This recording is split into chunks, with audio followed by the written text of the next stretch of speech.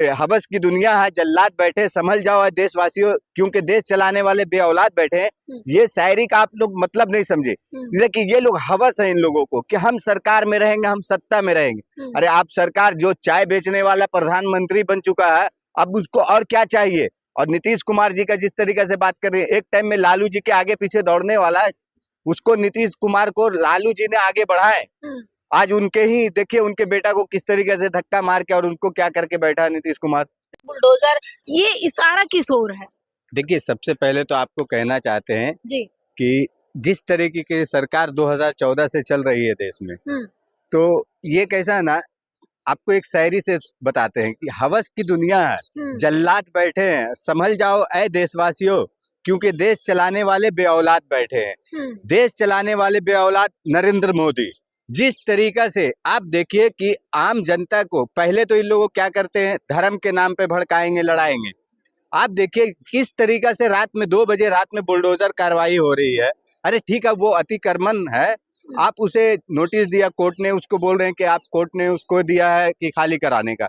आप 2 बजे रात में क्यों कर रहे हैं? और 2 बजे रात में बोलते हैं कि पत्थरबाजी हो रहा है, मुस्लिमों के ऊपर पत्थर चलाए गए। बताइए, मुस्लिम लोग पत्थर चला रहे हैं, तमाम बात कही जा रही है कि पुलिसकर्मी घायल हो गए। नहीं, मुस्लिम लोग पत्थर चला रहे हैं वहाँ पे। मेरा कहना है कि आप देखिए, पत्थरबाजी के लिए मोदी जी ने सबसे ज्यादा अवार्ड जीते हो शायद देश में।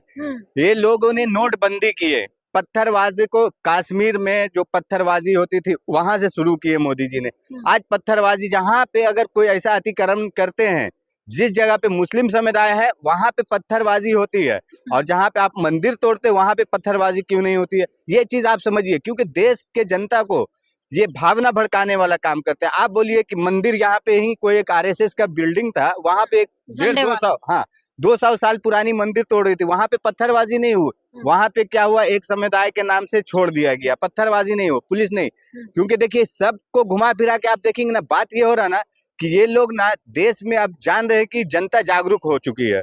जागरूक इस तरीके से कि 2024 में मोदी जी ने इलेक्शन में जीत के आए हैं, और उसके बाद से देखिए क्या एक प्रक्रिया चालू हुई है एसआईआर की। एसआईआर की प्रक्रिया सबसे पहले बिहार में चालू हुई। बिहार में 65 लाख लोगों का नाम काट दिया गया एसआईआर से, लेकिन उसकी कोई जवाबदेही नहीं है। क्या अमित शाह मोदी जी लोग कहते हैं कि घुसपैठिए को पकड़ रहे हैं। अरे भाई, आप कौन से घुसपैठिए को? आपने बिहार इलेक्शन जीत लिए, आज एक भी घुसपैठिए को आपने सामने साबित नहीं किए कि हाँ ये घुसपैठिया है।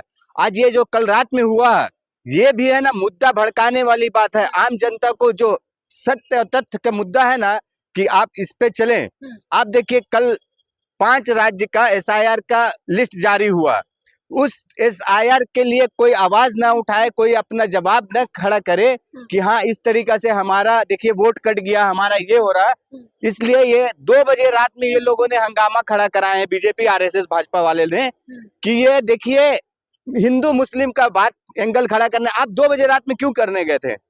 आप अगर करना चाहते तो वही दिन में करते हैं, क्योंकि ये एसआईआर का इनका लिस्ट जारी हुआ, और लिस्ट के तहत आप देखिए यूपी में 3 करोड़ के करीब एसआईआर के प्रक्रिया से 3 करोड़ लोगों का नाम निकल दिया है। आप मुसलमान खुद हैं, आप बिहार से आते हैं और बिहार में भी बुलडोजर चल रहा है, इसको कैसे देख रहे हैं? नहीं देखिए, देख तो रहे ना, क्योंकि आप देखिए कि जिस तरीका से ये लोग ने, बीजेपी ने देश में अतिक्रमण के नाम पे एक ढोंग बना के रखा। ढोंग इस तरीका से कि आप देखिए, कोई भी गरीब हो, गरीब तबके के लोग कहीं आप अतिक्रमण देख रहे हैं। जो बड़े हैं, जो बीजेपी से ज्वाइंट है, आरएसएस से ज्वाइंट है, उनके ऊपर नहीं। अगर मान लिया ये अतिक्रमण है, आप बिहार में देख लीजिए किस तरीका से कितने गरीब लोग का, जो बेचारे को मालूम नहीं है कि कल हमारा कैसे 2 वक्त की रोटी खाएंगे, उनका घर गिरा दिया जा रहा है। बिहार में आप देखिए, सम्राट चौधरी को वहां का गृह मंत्री बनाया, उसके बाद देखिए बिहार में कितने लोगों का कितने जगह पे घर गिरा दिया गया। अवैध निर्माण जो है उसी को तो हटाया जा रहा है, जो अवैध कब्जा किए हैं। नहीं, अवैध कब्जा किए हैं तो किस तरीके से किए? अगर मान लिया कि हमारे पास जमीन नहीं है, यहाँ पे ये खुला जमीन दिखा, हमने यहाँ पे अपना आशियाना बना लिए बसेरा के लिए, ठीक है, रहने के लिए। अगर हमने जब बनाए, वहां पे हमारा वोटर आईडी कार्ड बना, आधार कार्ड बना, राशन कार्ड बना, लाइट बिल है, टोटल चीज है, ठीक है। आपने अगर कोई भी गवर्नमेंट एम्प्लॉय है कोई, तो दिया उसने परमिशन, तब तो हम यहाँ पे है ना, जमीन पे इस जगह पे बसे हैं। अगर ठीक है भाई, अतिक्रमण है, आपको हटाना है, आप मुझे क्या, आपका क्या काम है सरकार का?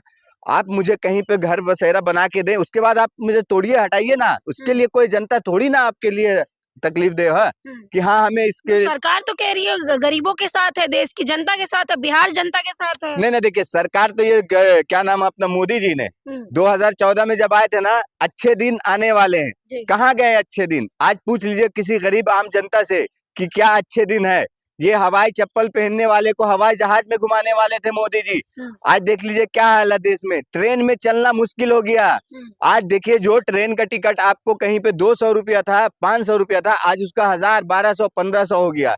ये सब सिर्फ क्या जुमलों सुविधाएं भी तो देखिए, सुविधाएं भी तो अरे क्या सुविधा, आप चलिए देखिए, ट्रेन में जाइए, आप कोई भी रेलवे स्टेशन प्लेटफार्म पे देखिए, जो एक प्लेटफार्म टिकट 10 रुपया में मिलता था, उसका 50 रुपया टिकट का हो गया। सुविधा क्या है?